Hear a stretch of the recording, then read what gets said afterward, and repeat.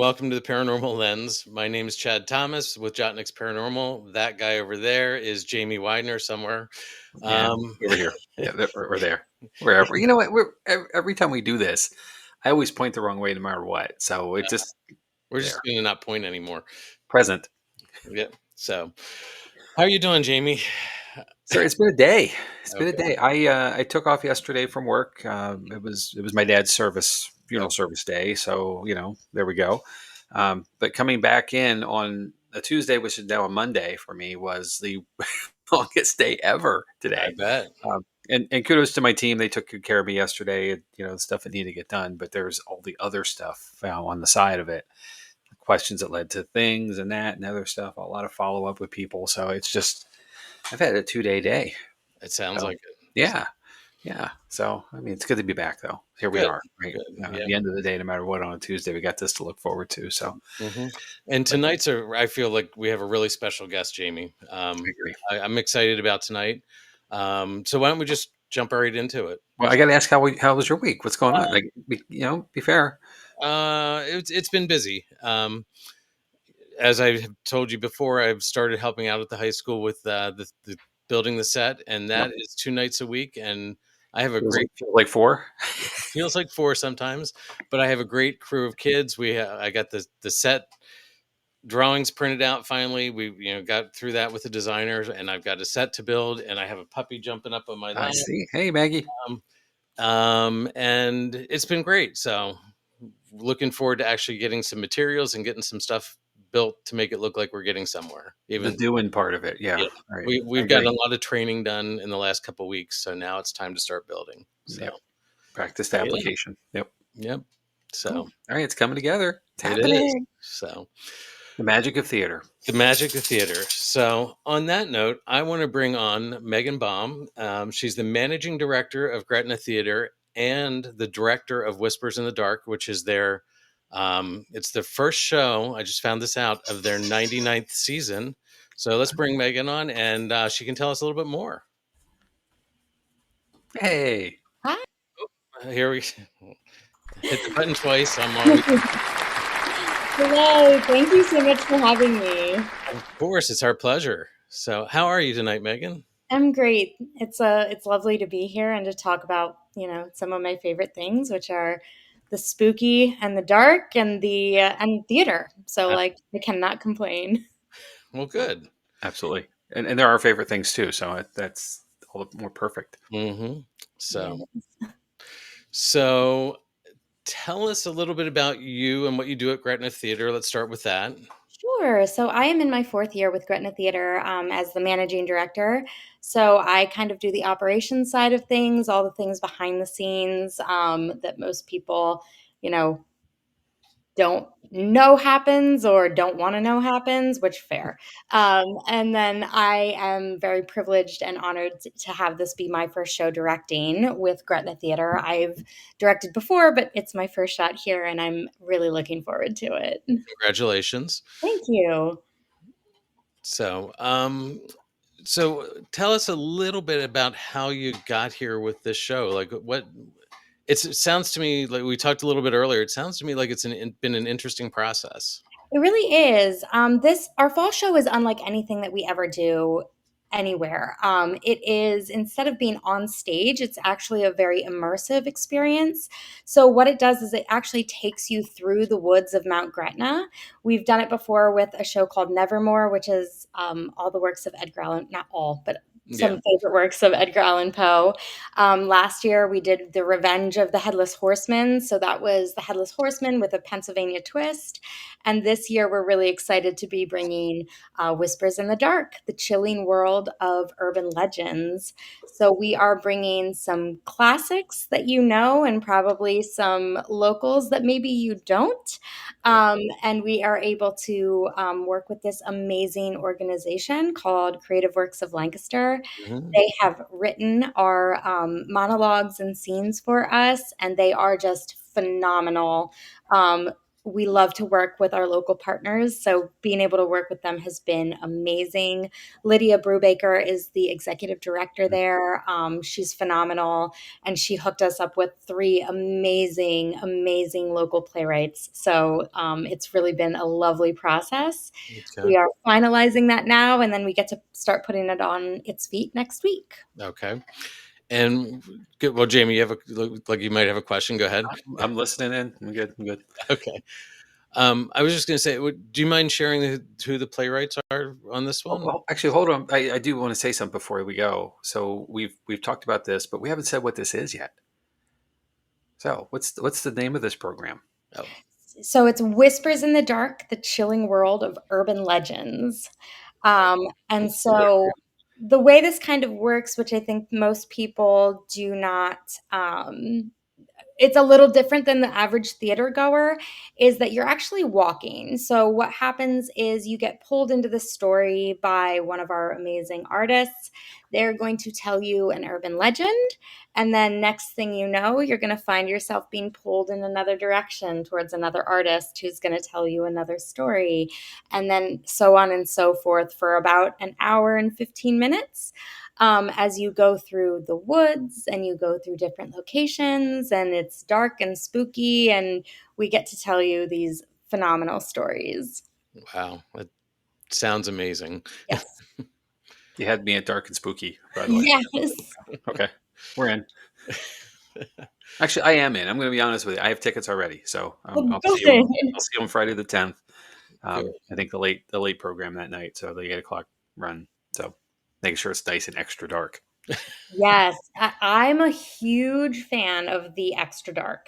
That's definitely where I like to live. So I prefer the later shows, but some people like to be. I get it if it's not your thing, that you like to come when there's still a little sunlight.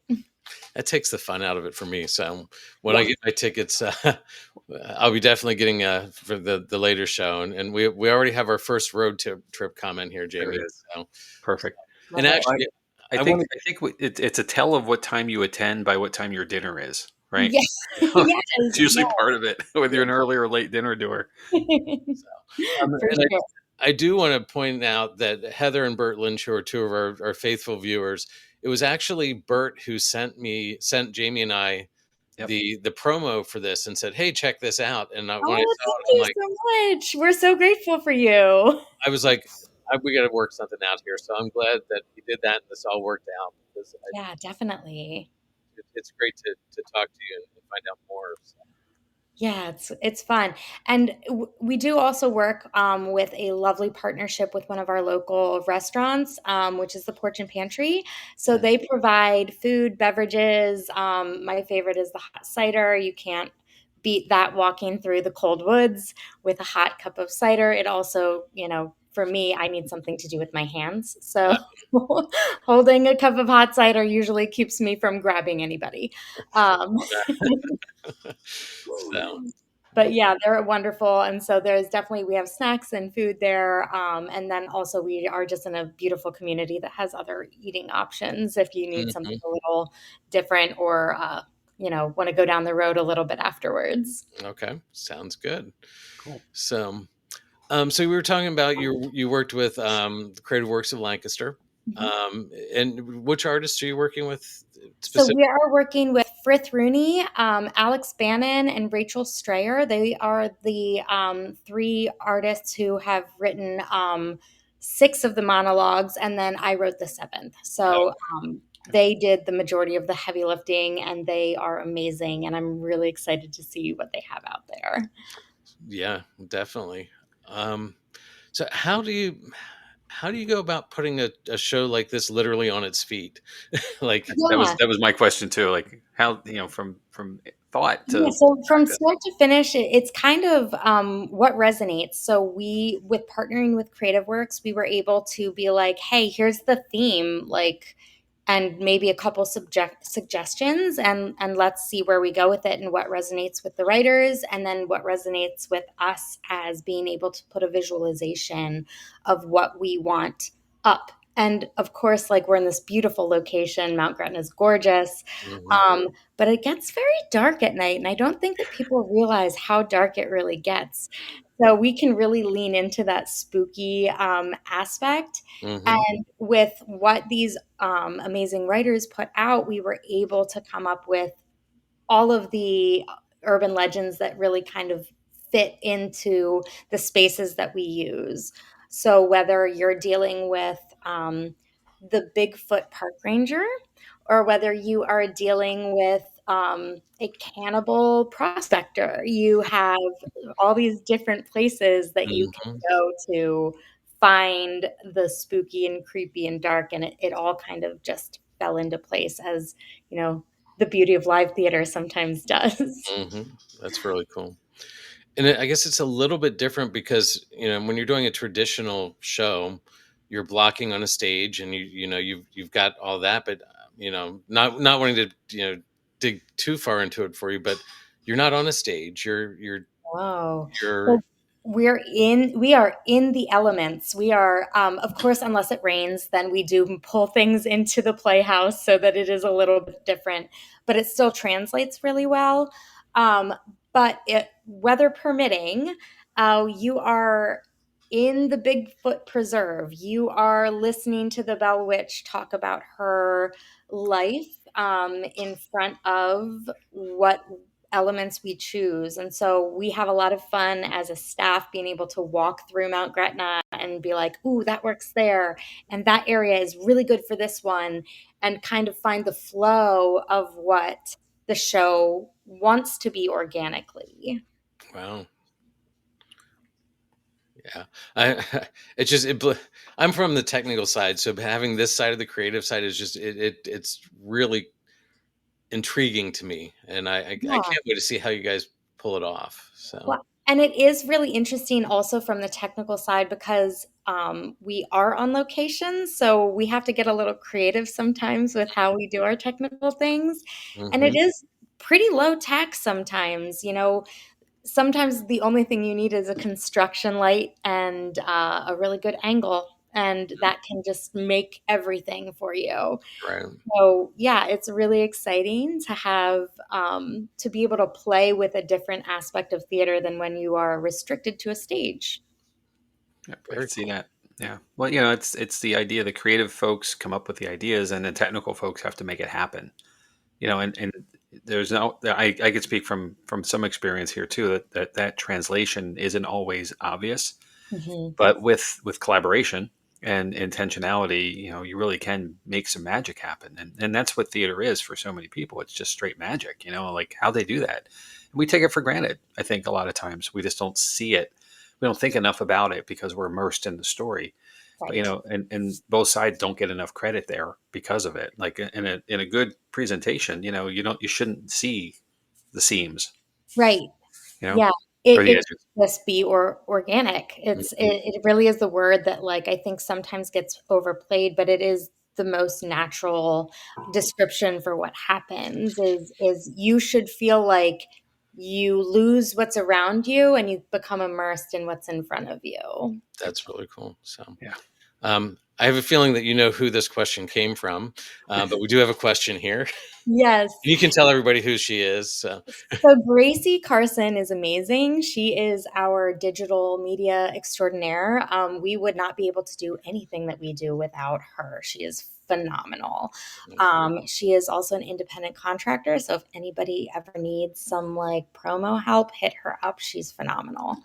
Um, but our spots in Mount Gretna where the performances are, we start at the porch and pantry, and then we kind of weave up and behind this lovely grassy area of Mount Gretna over towards the playhouse, and then we circle around the playhouse and finish in the playhouse. So it's a lovely little walk. It is a little dark and a little spooky, but not too dark and not too spooky. So you can definitely see where you're going. If we have any guests who are ADA required, please just reach out to us. We want to make sure that you also can come see this, and we have accommodations for that as well. So this is, even though it is a walking tour, we want to make sure that we are accessible to everyone. So there is no restrictions, even though there is walking. We just direct you a little bit different path than Right. some of the standards. That's cool. Yeah. And about how any idea how long of a walk it is? I mean, So it's a lot of stop and start because we do get this question a lot. There are places where there are benches and things if you do need to sit. But the whole production runs about an hour and 10, hour and 15. I think that can be a little confusing because what you see on our website when you are getting tickets is that we have shows starting every 30 minutes. right, But because this is a progression and people are walking, that's why we do that, so that we keep things moving and nobody runs into anybody else, and it makes the night move really seamlessly. perfect. So even though it's every 30 minutes, you never see the other group unless you want to. Okay. Okay. So knowing that it's like that, and I know you said you haven't started rehearsals yet, but how is this different for an actor? Because typically you're on stage for, and you're on stage for scenes and then you're off, but now you're doing the same scene over and over Yes. with a, so you're doing a lot of shows in one night basically. So you're doing 4 shows in one night, and I think the really difficult part of that is that, the actors can't get comfortable, because as soon as you get comfortable, when you settle in, you lose that edge, and so, I'm really excited with the group that we have. I know how they all work, most of them, so I'm able to be like, "All right," and they know this, like, they know each one has got to be like the first one of the night. Right. And so it is a challenge for them. But I think that's one of the things that makes theater and acting so much fun is those things where you find that moment and then you go, "Ooh, I got to remember to bring that to the next one." And because you get 4 opportunities in a night, that's a rare opportunity for an actor. I can't tell you the number of times I've been on stage and like left and been like, "I got to remember that for tomorrow." uh, and hope I remember it through a work day, through children and all the things, that I remember that moment tomorrow when I'm on stage. So this gives them a lot of repetition. It gives them the ability to play a little bit more than maybe they would have in one night. And I think it just is a really unique opportunity on the performing side of things. Very cool. So, Understood. Yeah.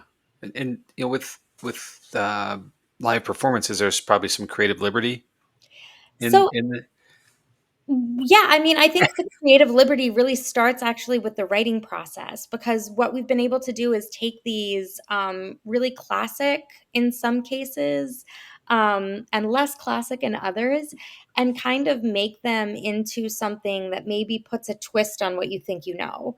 And that's where it starts. And then the actor gets to take that and say, what does that mean for me? How do I put that into my version of this? Because maybe what I would do for Bloody Mary would be different than what the next person would do for Bloody Mary. And whereas I might play it very extroverted, maybe someone else plays it introverted. And all of that is, I keep coming back to like the joy of live theater, but right. it is the ability that that actor gets to own and bring what they want. And my job as the director is to kind of like, they bring the clay and I kind of just shape it a little bit. I like to think that it's really their story. And my job as the director is to just make it the best story that they can do. And that starts with them and what they feel naturally and what they feel organically. There's that word again. When they show up to rehearsal and like, I really connect here and like this resonates with me. So, how do we pull that through and how do we bring that life to the character? Because these characters have to feel real, they have to feel engaging, or you lose your audience's interest. It's true. Yeah, it's a good point.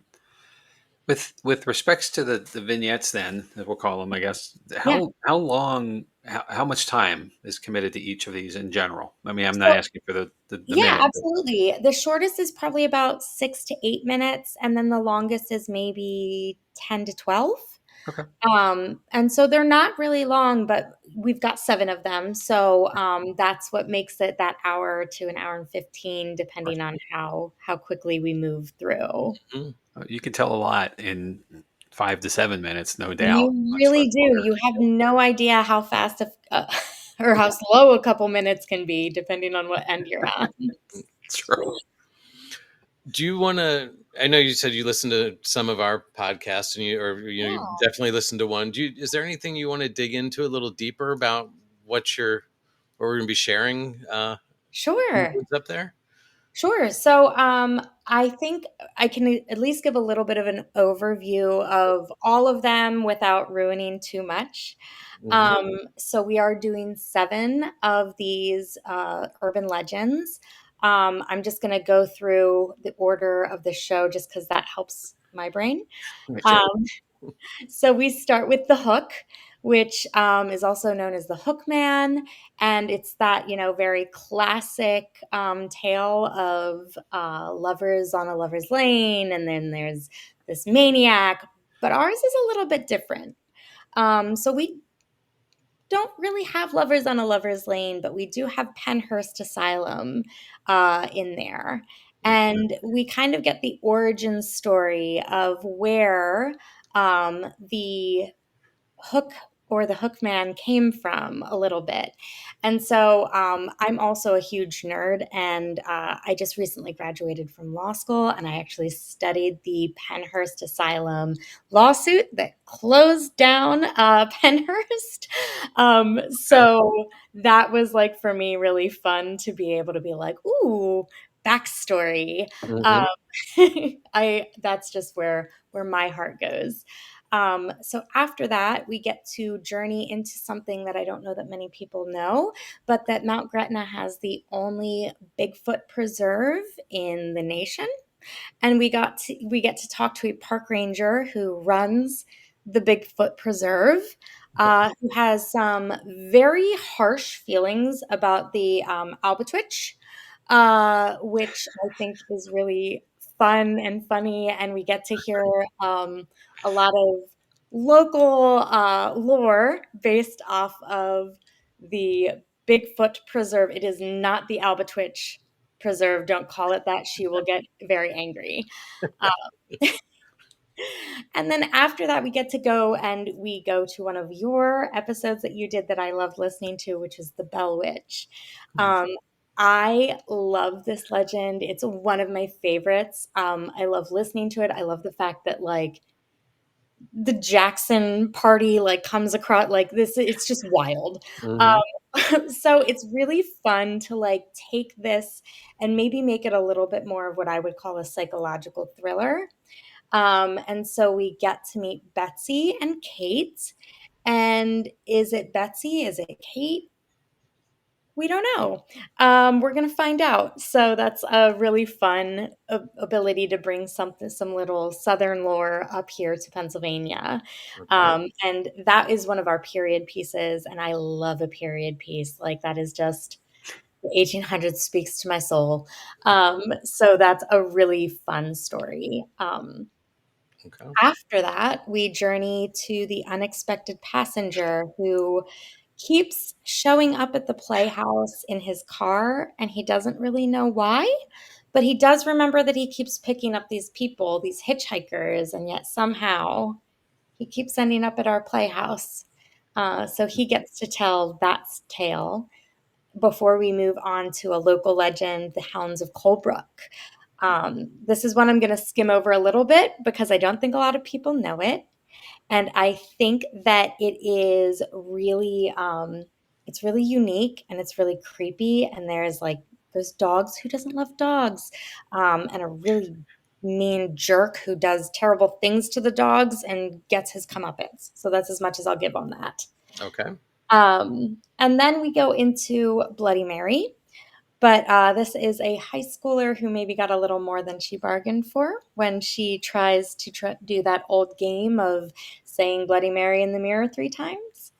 And then we close out in another one of my favorites, which is Colorado Winter 1887, where we meet Alfred Parker, who is confessing to cannibalism. but we don't know if it was actually Alfred Parker or something darker that time. Hmm. But there we go. All right. Yeah. I'm really intrigued now. Yes, I'm so glad.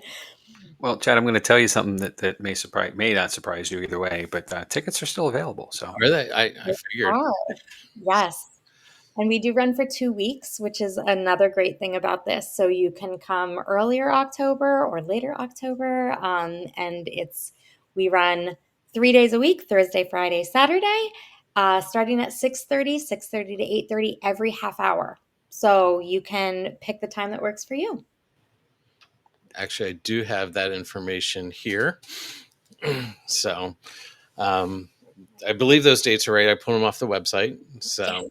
um, and we're not, definitely want to keep talking, but I wanted to share that since we were talking about it. Thank So, you. so like, do you have a favorite? I know you said you had a couple that you really liked, but I do. The one that is probably my favorite, I have to be a little cautious of because I don't want to ruin it. But I love the Colorado Winter. That one I think is really fascinating because the author Alex Bannon took this from the actual transcripts of his court case. And Alfred Parker is kind of has a cult following. There's actually a musical out there about him called Cannibal, um, oh, Cannibal the musical.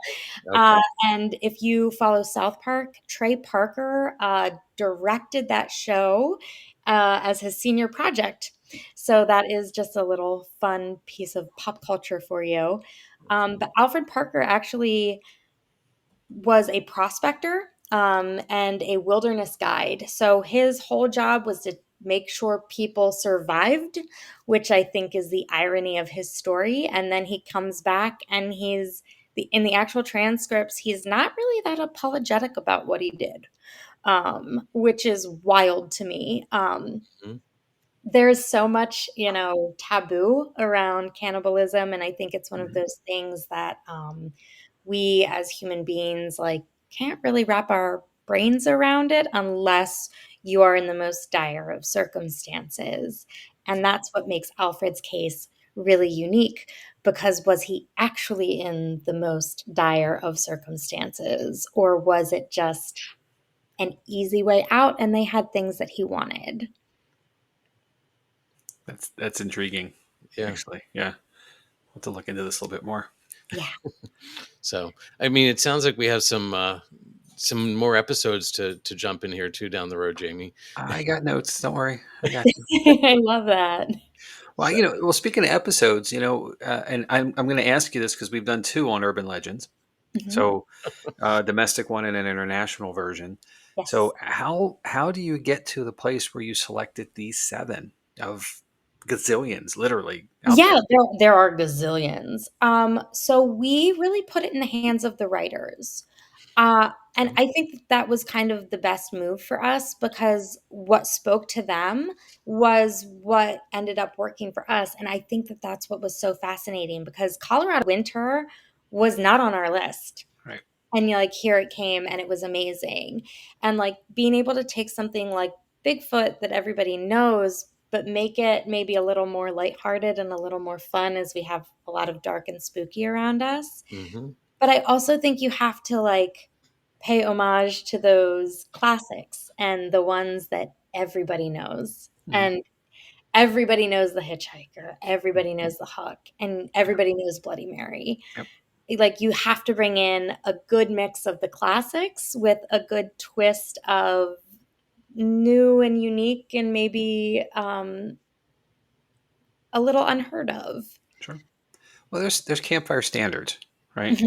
Hmm. There's a couple. The hook is obviously one of them, and Yes. everybody's got the flashlight they pull up at the last second and illuminate Yes. themselves. Or someone jumps in, and but all those are always all of these stories. We talk about this on the episodes, but they're two things. They're educational, and I say that seriously because there's a moral basically Oh, in all of yes. them. Very Don't much do so. something. Don't Mhm. go Right. out alone. Don't be promiscuous. Right? Yeah. Go parking. They And love have the that. hook shows up. Like that's what Mhm. you're going to get if you do it. Don't pick up strangers, don't do the, anything, right? There's always something to be told of it. But we have a need, I think, to have these tales told to us. There's something that we feel good about, perhaps, that we don't do these things, because we haven't had them happen to us. So, Yeah. but the cautionary tales, they all are, they make us feel good because they give us that quick spook, that we're looking for, that scare. But they're not real enough to us that they connect directly into our lives, because they're always happen to somebody else somewhere away. And the true sign of a great urban legend is it's a tale of that someone heard from someone else. It's Yes. never direct, so it's just distant enough that you can separate yourself. And that's like one of the things that I love, because it is that oral history, I'm Mhm. going to say history in quotes, Right. that we're still passing down. Like, it is still continuing, and I think that that's one of the things that, like, that is the oldest form of learning lessons, is tales upon tales upon tales passed through generations, and it unites us. It's all something that, like, I think everybody can relate to, whether it's a campfire story or, a creation myth or something like that, that everybody can kind of connect to it and been like, I've heard that. I recognize that. That's familiar to me, whether it gives you the creepy crawlies or the warm fuzzies. Yep. Mhm. Or it's a combination of both. Yeah, I love a combination of both. I agree. That's the best kind of story. And I think that's one of the things that our artists have, or our writers have done really well, is really bring kind of like the humanity to some of these urban legends. Because I think it's really easy to look at someone like the Hook, or Bigfoot, who's supposed to be scary, and find like something like, oh, well, that explains why who they are. And maybe you don't have compassion for what they do now, but maybe you could for what they went through. And it Mhm. brings a different level to just like, oh, they're a bad guy, or it's a big scary monster. Like, maybe it's not. Maybe there's more depth there and more layers there than we realize. Yeah. Well, we joke about this a lot, like around our house, but like, superheroes are a thing, right? Like Yes. Marvel and all this stuff, right? So we're, Oh we're a yeah. bunch of geeks over here too. So, but every superhero has a weakness, Mhm. right? Mhm. Superman has kryptonite, etc. But every hero and also every villain has a backstory. There's a Mhm. reason they got to where they are and how they are. And Mhm. sometimes it's not intentionally truly, like, a bad guy's not intentionally bad. It's just the circumstances, the environment, and that led them to where they go. And not all heroes just are born jumping out of bed going to save burning, someone out of a burning building. Oh There's yeah. something, a catalyst that occurred. So Mhm. getting some feel in the story is so critical, because it's not always cut and dry. There's always more than you see. Well, and like, speaking of like the Marvel and DC world, like, I always loved Two Face. First of all, what side are you on? You got to pick one. Marvel? Okay, we're cool. We can be friends. You're catching me. I'm a little less versed in this than I am in theater, but They're Two both Face good. Don't worry, they're both fun. always my favorite criminal, because he's literally the embodiment of two dualities of man. It's the same reason Jekyll and Hyde is one of my favorite novellas. Like, Yep. I think it's so fascinating when we can touch on those aspects of humanity that are not like, oh, this person is all bad, this person is all good. There's both, Mhm. because I never want to be judged by the worst thing I've done in my life on this planet. And the best thing I've ever done in my life on this planet is not it. Like, there's so much in between. And so being able to bring in this this duality and this compassion, but also like, oh, at the end, maybe not great. We can really kind of find the humanity in these urban legends, because yes, I love that they're morals and things like that, but I would love to like go back and be like, well, who are the people behind the morals, Right. and who are the people that really embody this? And I think that's where, like, our writers have done such a great job of bringing that to life. That's fantastic. I'm so looking forward to this. I really Mhm. am. This is, I'm so excited too. And I apologize if I like go on a tangent. Please stop me. I get No, really no. we excited tangent all the time. That's what we do. So, about Okay. great. so we've already said we haven't put actors to stage yet, but how long have the writers been working on this? Hmm. Oh, it's been a fast process. So we just got our last round of edits, some of them this week, and then we're just doing final tweaks. So it's been, I think, maybe 3 weeks since they've gone hands-on with like submitting work to us, and then us going back and forth. And they've just been, I mean, because this is not their day job, most of them have full-time jobs, families, everything else, and so they're doing this on top of that. Um, Hmm. and so we cannot be more grateful for them and what they do.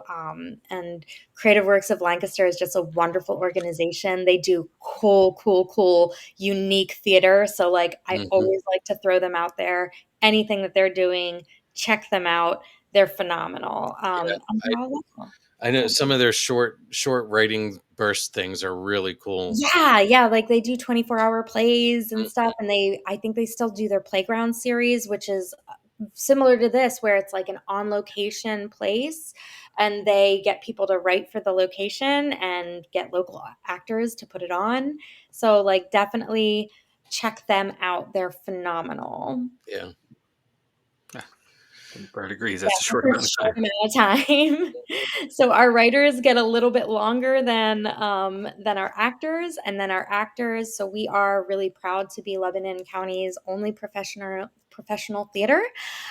So we pull in local talent and professional artists to be able to do this production, and we're very lucky for that. So once our artists get it, they have about 10 days to get it up on its feet and get it rolling show ready.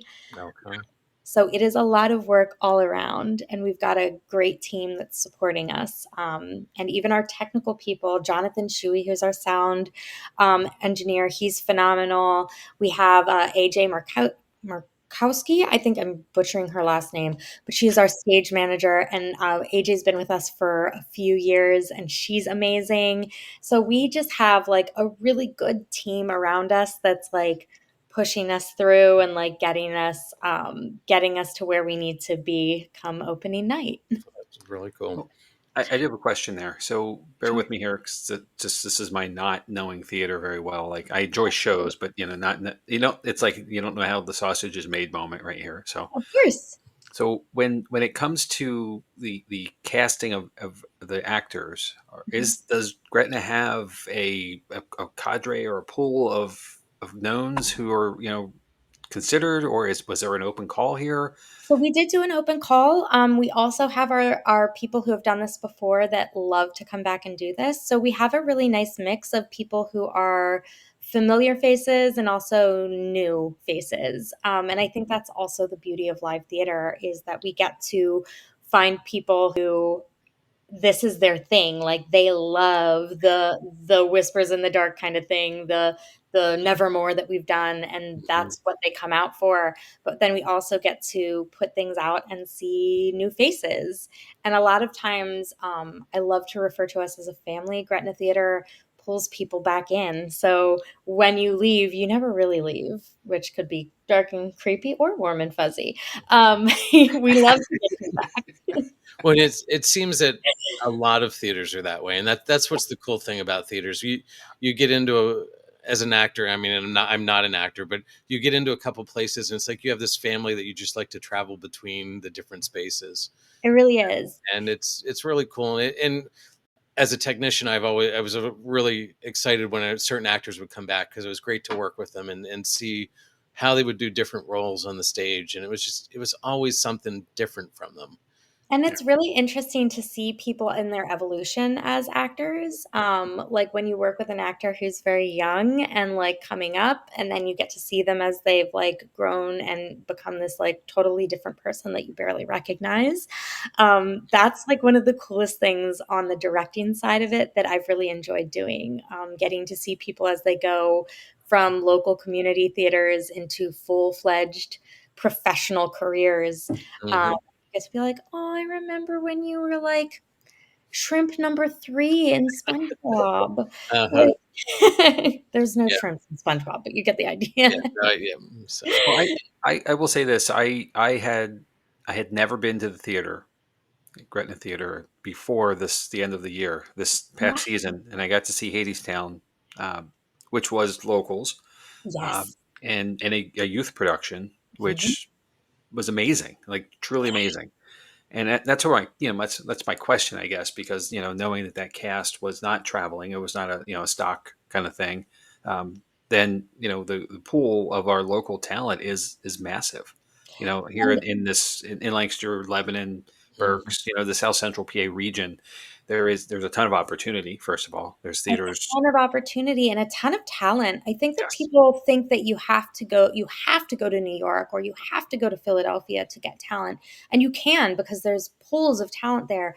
But we are very blessed to have so many local talented artists who are right down the road. mm, And they put on high quality work and they work hard. They don't work any less hard than somebody on Broadway. And it's really a gift to be able to work with those people and to see their talent and to be like, they're right here. They're right here in Central PA. mhm. yep, And I'm not promoting your competition, but we're all family. But I think Yeah. it's cool that there are so many professional and local theaters in this area that people have the opportunity to grow anywhere from a technician to a designer to a director to an Yes. actor. They're if you want to learn the trade, you have the opportunity here, and you You can go really through this do. progression from community theater. You can go through the whole progression Yeah. within an hour and a half, 2 hour drive, sure. and Well, and I it's think that's something that, like, I would really challenge people to do is, like, go check out your local community theater. You're gonna see things that you would never guess that you would see, and come out and see Gretna Theater. Like, there is nothing we are very, very unique in the fact that, first of all, we're primarily a summer stock theater, so we're open in the summer. But hmm let me tell you, there is something about, like, sitting in a show of Hadestown and having the rain around you and, like, being able to be under a roof watching this beautiful thing, but also nature is happening. Yeah, So try something new, venture into the unknown of theater, from your local community theater all the way up to your high quality professional theater. It's all good. hmm And honestly, the arts right now more than ever need support from people who want to try something new.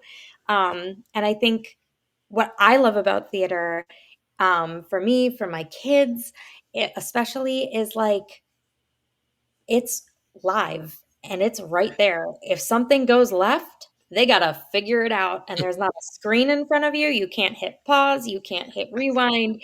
You just got to go. you just And, hmm scared the hell out of a lot of people right there. and it is like, whoo, a rush. Um, but and that's it's what theater's also, about. I mean, it is that rush. yeah.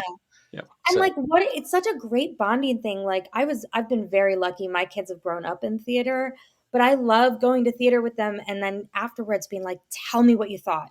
What was your favorite thing? What bothered you? What would you have done different if you were there? Or if you were directing it, or if you were a dancer, how would you have wanted to see the choreography?" Like, it's great conversation to have with family, with kids, when appropriate. It's definitely something that gets you out of this world of technology and screens, which are great in moderation, but also there's nothing like live theater, and I will die on that hill. and Jamie's shaking his head, and Yeah, you won't be alone if you won't be alone for that at all. There's Great, I a will lot of us see out you there. on the hill. I know I've had that conversation with Yeah. kids, and it's just like, and it's great when you can watch that development in their head, saying, "But I would have done it this way." Yes, yeah, And like we were talking about Well, Zoe yeah. earlier, There's two and directions here, right, to right, take, and and and Zoe was going to see a was had gone with a friend to see several shows, and was very disappointed that they've transitioned from physical scenery to screens. yeah, And it was like that every show. It was like, I didn't like the video. I didn't like the video. I want to see the set. I want to. It takes you out of the world in that Mhm, case. Like, so it's really fascinating, and I think it creates really unique mhm, discussion mhm, for what direction even theater is heading when you're mhm. looking at all these advancements in technology.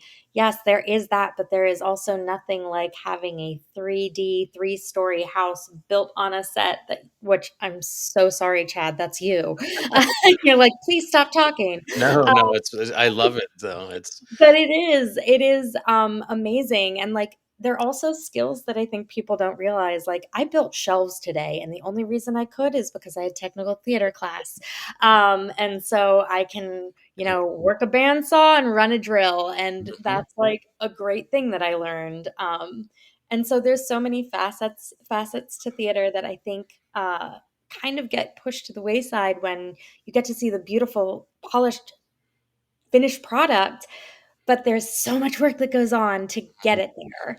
H- Um, How many nights have you opened a show and the paint is still drying and the the curtains are put up just oh, before, yeah, yeah, I mean, or, like, especially almost summer. crawl out of your seat when something, like, falls out of the Mhm. sky, and you're like, "That wasn't supposed to fall," and someone Yep, has to go, "No, they're gonna yep, figure it out." yep, yep. Not every production is the play that goes wrong, right? Yeah, right?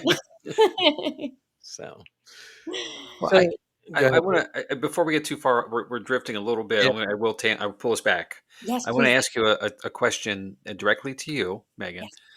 So you have now, as the director, you have put yourself out there Mhm. for this production. Yes. Okay, it is different Mhm. than traditional things that people are familiar with.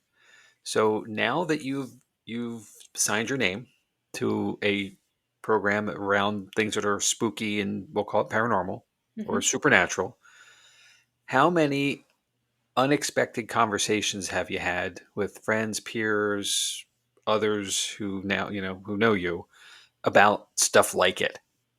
You open So the door, how many people yeah. come in? So I would say I've had about 50-50. Some people just go, "Oh, that's so nice, you're doing theater," and some who go like Hi. yeah, and some who go like, "Yeah, but do you, like, believe that? Do you, like, and I always fall back. One of my favorite Shakespearean quotes is, "There are more things in heaven and earth, Horatio, than are dreamt of in your philosophy," and that is where I like to live, and I think that, we close ourselves off to a really beautiful part of the world if we just go, "Meh, it's a cute story." Sure. Hmm. Well, here's the question I guess I should have asked. So Bert asked, "Does Megan believe in the paranormal?" Your feet are not to the fire for an answer on this by any means, but So the, I will, if I can, I will share a lovely story of the paranormal with you. So when I did my initial round of my undergraduate work, I lived in Pittsburgh and I lived on a haunted campus. And I lived in a haunted dorm room. No one will convince me it was anything other. So it started with lights in my closet turning on, and I would get out of bed and I'd turn the light off, and I'd get back in bed and I'd just put my head on the pillow, and then the light would come back on. I'd be like, "Are you serious?" But the big thing for me, and I will never forget this, was that I lived in a suite, and my I was told day one, do not ever close your door. Do not lock it. Don't do anything with it. It had a hook on it that, like, this huge hook that held the door open. They were like, we do not have a key to this. If it goes closed, it is a huge thing. We will send you the bill. I'm a poor college student. I go, no, thank you. I will never close the door. And I had had a really, really crappy day, and I'd gotten in the shower and I came out of the shower and the door was closed. And I was like, are you kidding me? And I jiggled it and and eventually it opened and I was like, this is weird. Fast forward another 3 months later. And all this had been happening with the lights. I would get phone calls on my landline asking for Rebecca, and then white noise, and then it would hang up. All this weird stuff. So we called our ghost Rebecca, naturally. Of course. Mhm. Yeah. And after another really, really bad day, I get out of the shower and the door was closed again. And I went, this is not bleepity bleep bleep funny. And I slapped the door and I looked at the door handle and the door handle turned and the door opened. And it never happened again. Okay. And I can't explain it. There was nobody in the room. I put the hook back on and I just went, thank you, Rebecca, and continued with my day. So I am convinced I lived in a haunted dorm room. There are there's multiple stories of that dorm hall being haunted by a woman. So I like to think that she just really liked to mess with me. It sounds like it to me. That is entirely probable. So So well, that's a lot, right? And Yeah. it's a lot of stuff that is extraordinary, and it well, because it's not normal, therefore it's paranormal. But the physicalness of it is a poltergeist by definition, and that's German for loud ghost, right? Yeah. So meaning it can manipulate things, and that's rare, and to have it become something where you actually have connection as well, like you've made a comment and a reaction comes from it, is intelligence as well. So there's that's pretty cool. yeah. Yeah. Question I have for you: did you get it on video? Oh gosh, no, we didn't even have cell phones, or All just, right, I think that was when I first got my cell all phone, right, all right. and it didn't even have a camera. It was like, All the good stuff happens off camera. yeah, Trust us. We, as investigators and people in the field, we try to capture everything. And Mhm. it always seems, with our home gig at Booby's Brewery over in Mount Joy, the very first night we were there, we did an investigation with just our team. We didn't bring in anyone from the public yet, just to make sure we wanted to make sure there was activity there first before we decided to even commit. And we had just bundled up all our stuff, put it away. Mhm. One flashlight was left on the edge of the bar, in the Alois bar, the original bar of the property. And I huddled the team together, just did a quick, kind of huddle up everybody, great night, good job with everything. This was so much fun. And then we heard the bang of it hitting the floor, the flashlight, and it rolled. Literally, we saw it roll under a settee that's still there outside yeah, the one room, the restroom door. The catch is the bar has an arm rail, piece, and it's wood, and you have to literally go. That flashlight had to go up and over to get to the floor, and there was no gap for it to fall through, even if it just started rolling on its own, which it was not rolling before. So either way, it moved. yeah, Mhm. So, and that's when we all just kind of looked at each other, and then first thing I said is, "Everything's put away, isn't it?" Because off yeah, camera, Right. off audio, and that's when we knew that we had something. And for us to go forward, as a team, here we are 5 years later, still investigating the place on the regular. So, Mhm. uh, it is that everybody has a catalyst moment to get involved. Something happens, and Mhm. I'm not saying everybody should. Anytime something weird happens, it's paranormal. That's certainly not the case, because there are plenty of things that are normal we're just not paying attention to. An HVAC system kicked on, a car went by and cast some shadows, the house settles. We were in West Virginia Penitentiary up on the upper floor, and it's got a flat metal roof, and it was the end of summer, so it was hot. And as the evening is coming on and the temperatures are dropping, the ceiling, the roof is contracting from the heat, and it's popping and rippling, and it sounds like someone's up there moving around, but it's literally the material on the roof. And you have to know that, kind of, you have to be aware. you know yeah, but to see a door handle move when there's no one there, That is. and manipulation of other stuff when there's no one there, the light switch coming on in a closet, no less. I mean, unless somebody's really good at rigging something on the other side somewhere, messing with you. Did you have an arch enemy by chance in college? not that I know But of. you never know until it's too late, right? Yeah, I mean, theater is competitive, but I don't think it was that competitive. Um, So, listening to this, Jamie, I think we should get Megan in touch with Jeff and Sean from Penn State. Uh, Yes. Oh my gosh, yes. we've had, a couple weeks ago we had Jeff and Sean on from Penn State, and they are uh, Jeff is an American Studies professor at Penn State Harrisburg, American Studies and folklore, to be clear. and folklore. And I was going to say one of his specialty is folklore, and they're doing a research project on folklore and the supernatural. Wow, So, that's And amazing. capturing experiences and interest of individuals in the field. so, So so, Oh, and it sounds like maybe this is an every year event for you guys. So maybe it would be yeah. a good connection for you to have. I So, would love that. That's so always, and that's one of the things we love is working with our community partners, whether they're Penn State, whether they're Creative Works, anyone that we can work with. We are always open to it.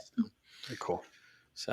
well, so this, so that was one of my questions. Is this a every year thing for you? It sounds like It it's is. Yeah. okay. So we've done it consistently the past 3 years. We had like 1 year off before that, and we did it the year before, but like in general, we really do try to keep this consistent, Hmm. especially because every year we do it, it grows, which I think is amazing. Okay. Like where we're at right now with ticket sales. So do get your tickets. They are going quickly. We're already pacing ahead of where we were last year at this time. So it's really Good. exciting to see that word of mouth, things like this get us out there. And it's also just fun. Like, this is the time of year where, like, I mean, I'm not a huge winter person. I'm like, this is the last gasp of me being in nature for a few months. So, like, come see the beautiful changing leaves of Mount Gretna. Definitely come and check out the show, get your spooky on. Like, it'll be great. And I mentioned this earlier, but this is you're going into your 99th year. 99th year. So, Yes. so that means next year is going to be a big year for you guys. So, One. Yes. so I feel like we've got 2 big years. I feel like 99 is always big because you're, like, we're ending right a there. Yep. century, and then 100, you are knocking into the new one. So, we've got so much planned, and we're really excited to be able to share it when we finally can. Very good. That was a question I was going to ask too, of course. And yeah, what does the schedule look like? I'll wait. I'll wait.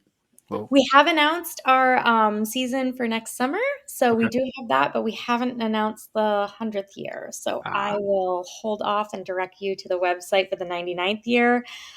We also have some really amazing off-season events. We have a gala that we hold in the spring. That's a big event where we're going to party like it's 99 because why not? Hmm. And that's a huge fundraiser for us. So definitely check out the website, social media, things like that Hmm. for more information. and I do So, want to well, pull one thing in here before Chad, where you go. uh Uh, the question from Bert here, Megan, have you had any experiences at the theater? So I have not had any experiences at the Playhouse in Mount Gretna. I have had some in other theaters I've been at, but not this one. Usually at the last theater I worked at, every now and then I get the smell of tobacco, pipe tobacco, okay. which was weird because we're not allowed to smoke there. No one knows. And I would just like smell it and be like, "Hmm, But it's they used odd." to be able to smoke there, I bet. I bet you could, and it was also You an couldn't old stop them. barn at one point, so Okay. I think, like, from the late 1700s, so I would not doubt that somebody was smoking somewhere at some point, Hmm. and I don't think it was teenagers in the bathroom, so Probably not. So we covered. I'm going to say we keep saying we did the stuff, but there's an episode on superstitions back in season one, I believe, and there are a ton of theater superstitions. So Yes. in that episode, Chad's youngest M was a guest and an actor, right? So Mhm, knows theater, and mhm. covered all of them. Well, created a list and covered them with the feel of an actor presenting, and it Yes. was a really fun episode. Hmm. Um, and with that there's a lot of things that go into all of this with theater. Like it's more than just the physical production. Mhm. You have there's I mean obviously we have a ghost light, and that's not necessarily what people think. It's safety, right? We get that.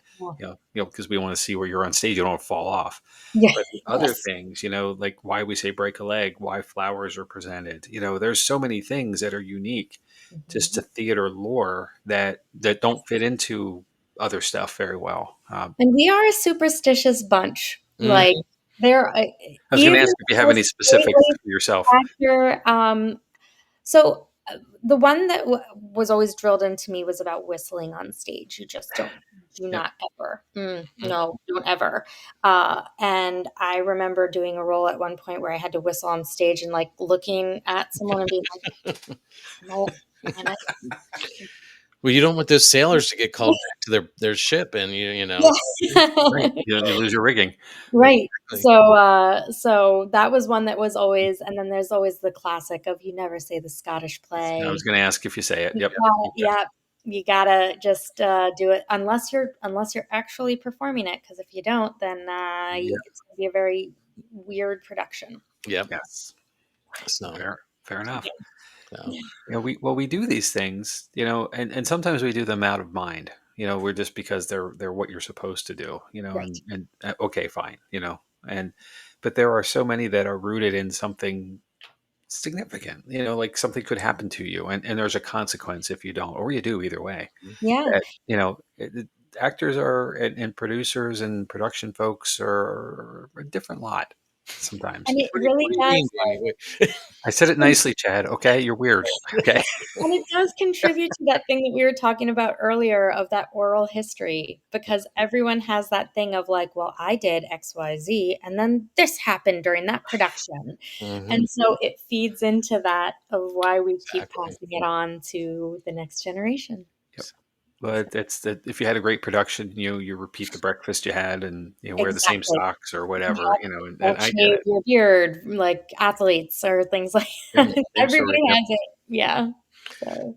Yeah. So, Well, I want to be respectful of time. We've been talking for an hour. It doesn't feel like we've been talking for an hour. So, not at all. but I do want to be respectful of your time. So this is your opportunity to share, about the theater. Shameless plug. I do have. I'm going to bring back up the show name and Yes. the website I shared. But it's gretnatheatre.org /shows if you want to see what next season is. Yes. But take it from here. Where can we find you? Where can we find more about the theater? You were talking about social media. Yeah, so we are on Facebook, we're on Instagram, we are on TikTok. We are located in the beautiful Mount Gretna. We are located above La Segal. If you're looking for a box office right now, we are not in the Playhouse, which is a little confusing to people. We share the Playhouse with other organizations, so we are not there currently. But if you want to come see us, we are on the second floor of La Segal. And then this starts at the amazing Porch and Pantry. It is going through the beautiful woods of Mount Gretna. It is gorgeous and creepy and wonderful. And if you love theater, come see us. If you love the spooky and the paranormal, come see us. If you just want to support amazing local artists who spent their time writing the show, performing the show, lighting and sounding the show, just come out and come see us. And you'll see me there almost every single night. And I love to say hello. And as you can see, I'm a talker.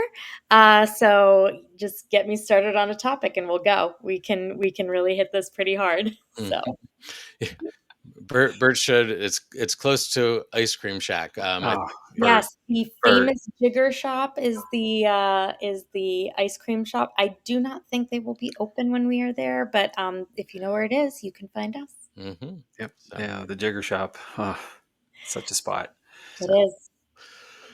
well, Megan, I want to thank you for spending the last hour with us. Ew. It's been great. And maybe we can do the same sort of thing next year, but maybe we can do a remote and meet you on stage or something like that, and We would do love more that. planning. Yeah. So Absolutely. We love we sort of threw this together in, I want to say, the last minute for us, which has been a month, which is not last minute for you, but that. but we have a year to plan for next year, so I think I'd love to Yeah. and do it there. And Absolutely. And like you can kind of, we can, take the walk and you can kind of see where you go.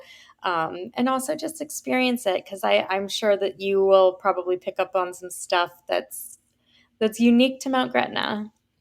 it sounds good. there's a lot of unique in Mount Gretna. Oh, yes. There is a lot. Yes. So perfect. So, all right. Well, if you can hang on for a few minutes, Jamie and I are going to wrap up, but we want to talk to you a little bit off camera and when we wrap things up. So, Yeah. all Thanks Be right for back. having me. right. Of course. Thank Thank you. you. Bye. All right. Wow, Jamie, I'm excited. I can't wait to go see and experience this. So, Yep, me too. I have my tickets already. I'm in. all right. So let's talk about what's coming up. That's not where I It's not expected. the right one, but hey, it's close. It's Uh, close. There's stuff happening there too. So yep. yeah, next week on September 9th, I'm going to move ahead on this This is not the right one. just a little bit. Wow. This one's way old. Yeah. Um, We'll we'll I we'll know do what it. we're doing. So we're That's gonna not do. so. Uh, I was so excited about tonight's show that I forgot the topic or the promo slides. it's all good. So we're gonna do something next week. Whatever it is, we'll find out later. So big surprise. Next Um, week is the Forbidden um, City. yeah. So So Forbidden City, we're going to wrap up Ghost Month in China, represent there. So I'm really excited for this one because I think it's obviously a fun topic. You know, China is one of those places where the Westerners don't get to know a whole lot. So you know, and a little sneak peek behind the veil, if you will, uh, pun intended on the veil, but really cool. And then coming out of that, Mount Shasta is coming up as well. So go yeah, back to the we West were Coast. playing a little bit with the schedule because of you possibly traveling and Oh, I'm not possibly. I'm definitely well, traveling. So yeah, but when yep, you're traveling and all that. yep. We'll cover that in a little bit. So, but us investigation wise, you know, there's still a few events left this year. Hmm. We're in spooky season. It's in full swing. You know, once we get around here to September. Yep. So our next investigation is on Saturday evening, There's 27th. one ticket left. There's one ticket. This is incorrect. This So is it's incorrect. all but sold out, but we're so close. And you know, hey, maybe we can squeeze an extra one or two in. So we're not Hmm. going to argue. But you don't wait if you're interested in joining us at Booby's Brewery in Mountjoy, PA. You know, and then on the 11th and 18th in October, two other dates coming up in full Hmm. spooky season. There's still some tickets left there, but they are going quickly as Yep, well. yep. There's 10 left for the 11th and 4 left for the 18th. Ooh, oh my So, goodness! All um, right, and and then one other change to the schedule, our December event is probably not going to happen on the 6th, and we don't know what's going to happen there. yeah, So, there's been a conflict, a scheduling conflict with the brewery there for an event they already have, or another event they have. So we might be moving back a week. So we'll share that we get a little closer, so a couple months out. But November 8th really does wrap up spooky season, mhm, and that's coming up too. So there's tickets available there as well. And here's how you find them. So the Booby's Brewery website, boobiesbrewery.com, and then you can find all of our information on Linktree, which is linktr.ee, and then slash paranormal lens, all spelled out. mhm. So Instagram, Facebook, YouTube, all the good stuff where the content is. Obviously, you found us here on your favorite streaming service or Facebook or YouTube tonight in this very live event. Um, Speaking of live theater, here we are. We do live theater every week, We right? do, Sort yeah. of, sort of. It's probably not as entertaining, but oh well, you know. But you know, in that, you know, give us a like, give us a follow. You know, if you are interested at all in having a topic for an upcoming episode, we are certainly willing to do listener submissions, and that can be sent to us at paranormallenspodcast@gmail.com or via any of the links in the episodes. Just leave us Mhm. comments there, and we'll certainly all see that. So no problem there either way. But with that, this technically is a listener submission tonight, with It Bert and is. Heather providing us the lead. Hey, it started as a hey, this is cool, check it out, Mhm. and it led to a full blown conversation and some wonderful folks at Gretna. So Yeah. I want to say thanks to Megan one more time because you know it takes a lot of time, talent, and treasure to put on productions. You know, anything. And you know, being willing to put yourself up there and saying, "Hey, let's go!" You know, lead the way is really cool, and I'm so excited to see this product in the next couple weeks. So Mhm. if you haven't yet, consider it. You know, you need your spooky fix, get it on at Mount Gretna. Um, come for the production, stay for a little while. There's lots of other things to do. The porch and pantry, of course, the hideaways nearby. I just wish the Jigger Shop was open. You know, dang it. Yep. You'll have Uh, to go next summer and see shows next summer I know, I and go know. to There's no problem with that, you Yep. know. But So I need my whoopie pie Sunday, you know. so, Um, man, all right. Well, danger, but good. yeah. Definitely, again, thanks to Megan. Thanks to everybody who joined us tonight for the first time through Gretna. We appreciate that. Do you have any final thoughts, Jamie, before I wrap it up? Like we always say, go out and support the local arts. Get engaged. If you can't go in person, send a gift card for a friend. Just get out there and support any way you can. It's well worth the time, energy, and you'll always take something away you didn't have before you got there. So enjoy. All right.